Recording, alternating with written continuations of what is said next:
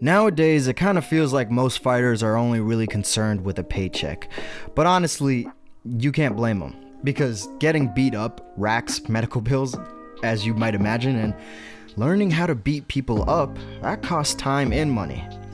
So when you're broke, right? All of my broke boys out there can attest to this. All you do is fantasize about what you'd do if you had money.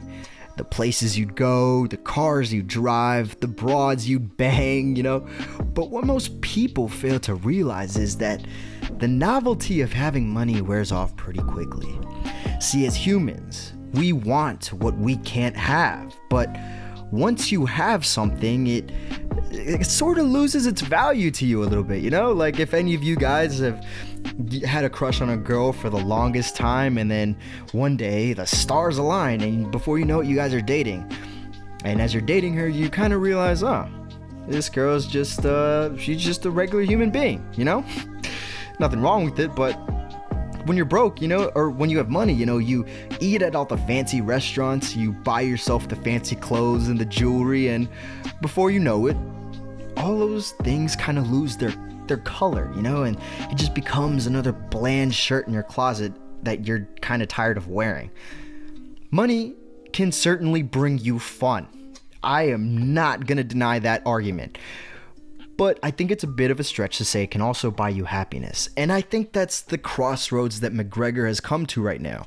He managed to secure his family's financial security for generations to come. He's created a whiskey empire and become the hero of his country. So why is he so bitter? What's going on with him? He accomplished his life goal. He was the double champion of the UFC. But he's falling apart. He's raping women, punching old men. It's just such a bad look. See, the thing is, as much as McGregor calls himself a businessman, which he is a hell of a businessman, I'll give him that, he's always going to be first and foremost an athlete and a fighter. His instinct is to tear his opponent to shreds, to step on their corpse in order to elevate himself further. This was the case when he entered the UFC and went on a tear until he lost to Nate Diaz. And since the Diaz fight, he's been 2 wins, 3 losses in his last 5 bouts, and that's including the Floyd Mayweather bout. McGregor no longer sees himself as an unstoppable fighter with unparalleled knockout power. Why?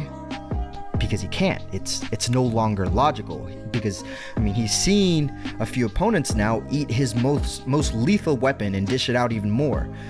He's been on the other side of that 1,000-yard stare with no way to escape when he fought Khabib. He knows he's vulnerable, and it hurts. A lot of you in your heads right now are thinking, okay, yes, fair enough, but come on, this is Conor McGregor we're talking about. He's always going to be the biggest draw and shatter pay-per-view records. And I can't argue that statement because it's a fact. He will always shatter records and he will always be a big draw. But he won't always be the biggest draw. It's not going to last forever. This is a what have you done for me lately type of business. And as far as Conor is concerned, he's fought in the octagon once in the last 3 years. And that fight was a devastating loss. So no matter how big you are, there's only so much losing you can do before you lose your place in the league. Winning in the UFC is hard. It takes a killer instinct and a powerful mindset compounded with relentless training. Sleeping on plush couches and driving in heated seated massage chairs, that tends to make you lose your edge, it's kind of inevitable. And chasing poon and doing blow and running a $1 billion whiskey business, yeah, that tends to take away some of your training time. Now, does this mean McGregor's never going to win again? Of course not. But if he does want to win again, he's going to have to put all that other shit down, or it's going to be near impossible.